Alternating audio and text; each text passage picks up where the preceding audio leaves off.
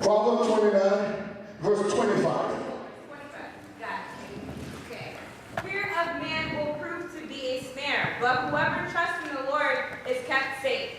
The fear of men will prove to be a snare. Let me bring it plain simple to you. The fear of men will trap you. The fear, this is what it says. The fear of men will trap you.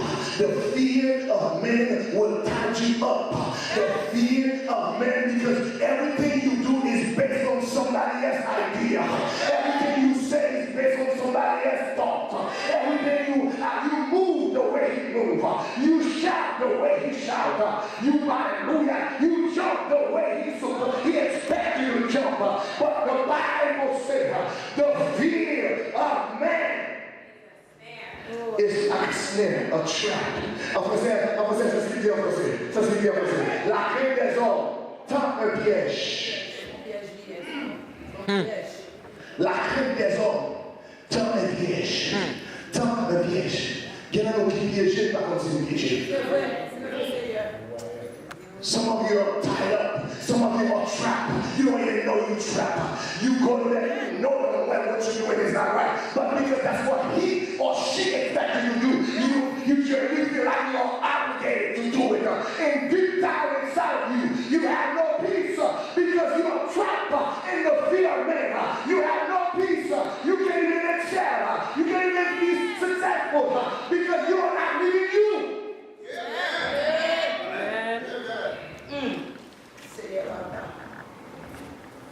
Regarde ce que l'on a dit, la crainte de l'homme. Mettons un piège. Laissez l'homme père ou déjà piégé. Laissez bouche pour père ou déjà un piège. Parce que vous n'avez pas que vous suivre l'homme. Vous n'avez pas que vous faire ça dans la vie. Vous savez, vous donnez. Les gens parlent ça, il l'a dit. You're not here to please men. You're not here to make men feel comfortable with you. Trust me, they will hate you anyway. I don't care how you love them. I don't care how you take care of them. When it's time for you for them to leave you, they will do it anyway. You are because God will try out, will show up to make you feel like that I am the one. We say yeah. Look at your neighbor, say neighbor. You're trapped. You don't even know it. You're trapped by somebody else's word. You're trapped by somebody else's action. You're trapped by somebody else's thought. He think this way, therefore you act this way. He expects you to move this way, therefore you move this way. You know, don't way, you don't feel like going to see him. But since he expects you to go see him, since he expects you to call, you call, oh my God, out of your own sense. And that's why when it's time to separate you, he will or she will. Amen. Look at your neighbor and say the fear. The fear. The fear of man. Fear of man. The fourth one. Quatrième. The religious fear. Amen. Many Papa. The religious fear is a dangerous fear.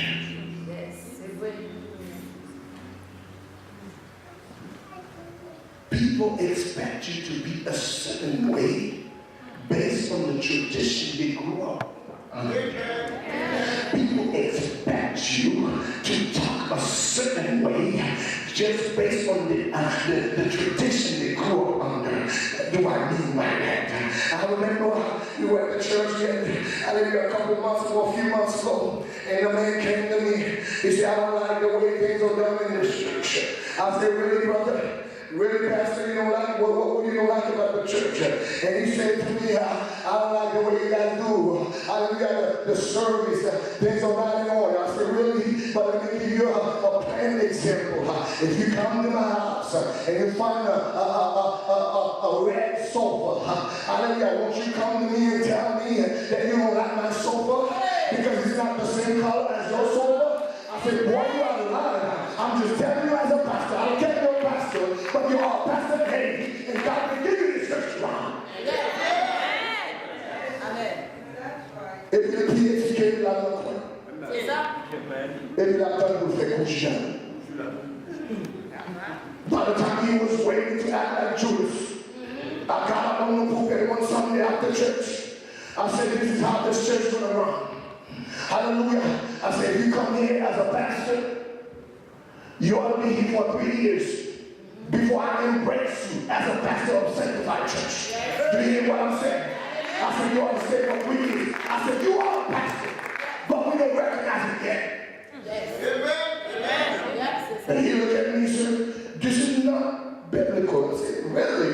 Okay, let's get in the Bible. I said, Jesus spent 3 years with Judas before he tells Judas, go do whatever you want to do. Hallelujah. I looked at me so funny. I said, he said in the Bible now, I said, people don't just trust you because you're a pastor. People trust you because you act like Jesus. Religious fear is a dangerous fear. It makes you act holy, but you're not holy. He makes you talk holy, but you're not holy. Sometimes people say, Pastor, you too vulgar. I said, don't worry what I say about what I said. Watch my walk. I said, some of you talk holy, but you act vulgar. What do you mean, Pastor? I said, you figure it out. Hallelujah. Because I ain't got time to explain about your life. But I can tell, based on the way you acted, you are vulgar on your action. Don't worry about my word. Because when I look at the Bible, sometimes even the Bible is vulgar. You go and look at Boucher Tortilla. You are going anyway. Boucher Tortilla. You go and look at you go in the Old Testament. They won't say donkey, they say ass. And that's what the Bible says. Read it in English. You won't see donkey. We were reading yesterday, the Bible called people dog.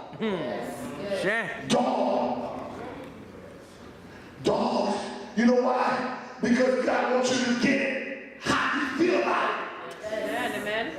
God doesn't power things around. God doesn't wear makeup. Hallelujah. The way he wants you to get it, he wouldn't say it like he wants you to get it.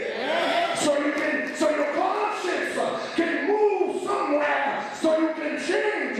So what God is saying, religious fear is a dangerous fear. It is the religious fear that destroys the church.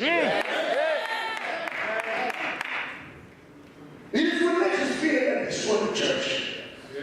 That's why when this happens, you say, wow, I never thought so-and-so would have done such a thing. Amen. You know why? Because you saw the religious fear, but you didn't see the God fear. You believe in the religious fear. Look at your neighbor and say, neighbor, we need to start looking for God's fear. We need to start looking for Jesus' fear. We need to start looking for Holy Ghost fear.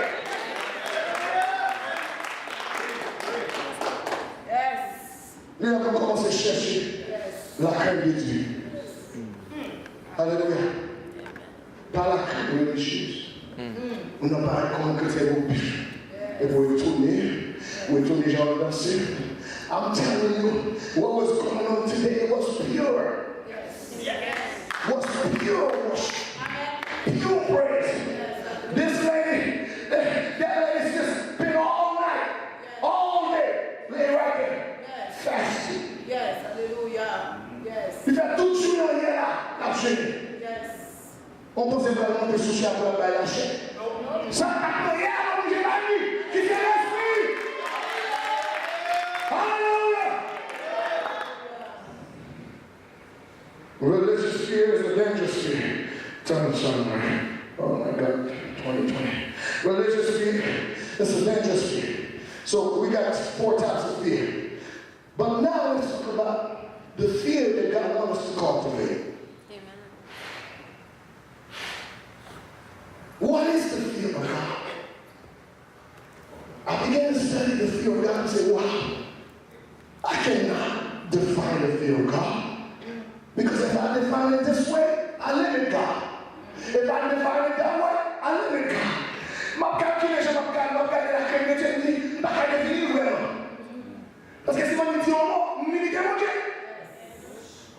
So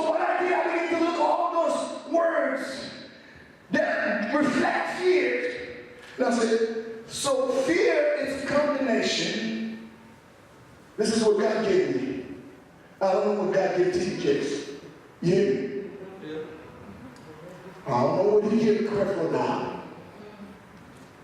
You might need some dope to get Creflo down a message. Amen. You might need a double envelope to get Creflo down. But this is what he gave me. The fear of God is a combination of awe, reverence, and submission. Yes. Yes. Let me make it plain. La crainte de Dieu, c'est une combinaison d'un grand étonnement, de révérence et de la soumission.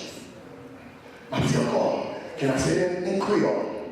En plus, fois, je ne sais pas parce que toi, tu es loin. Bon, mais c'est. En plus, fois, chrétien, nous ne pas comprendre. Il y a deux bagages qu'il faut saisir dans notre temps. Il y a un bagage positif qu'on va espérer et un bagage négatif qu'on va espérer. Alléluia. C'est parce que talk to me. Moi, je dis. Si que vous tendez, I'm going to come back to English now. Si que vous tendez, si mon a couru là et puis tomber, même leur connaît ça possible pour tomber, ou à étonner, ou à saisir. On dit, si on va tomber, si on va se parler, même leur connaît ça possible pour marcher parler, ou à étonner, ou à faire. Mais nous-mêmes, on tient dans mon Dieu. Les diables attaquent nous. Quand il y a mon Dieu, son côté sorti, ils font coup de kilo pour nous. Gardons la docteur, donc il nous dit que ça va être ça encore. Ou saisir, ou trembler, ou pas trembler. Ou peut-être qu'on va gagner mal, il faut. Ou trembler, peut-être qu'on va gagner mal, qui t'écrit. So, this is what we call awe. And awe, A-W-E. Awe. Moi-même, moi, parce qu'elle faut tout être saisi. Awe. Awe. Au capable de awe. Pas bon Dieu, d'accord. Ah, Dieu, awe.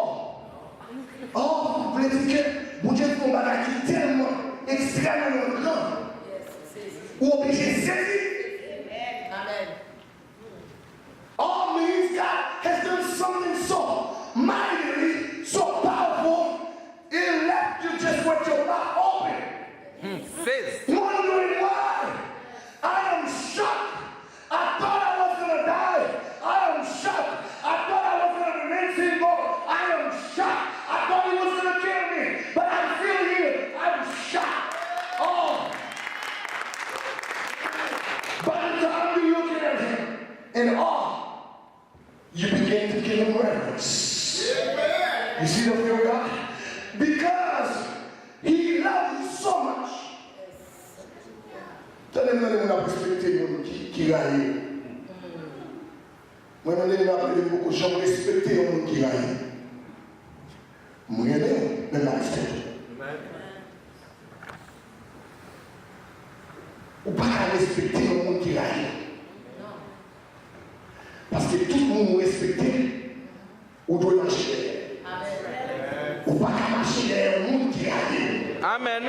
Sometimes I don't care why people respect people that hate them, people that want to kill them, people that want to destroy, and you still respect them. I can love you, but I cannot respect you. Because the minute I respect you, I am willing to follow you. How will I try to want to destroy you? Somebody that's not in my best interest.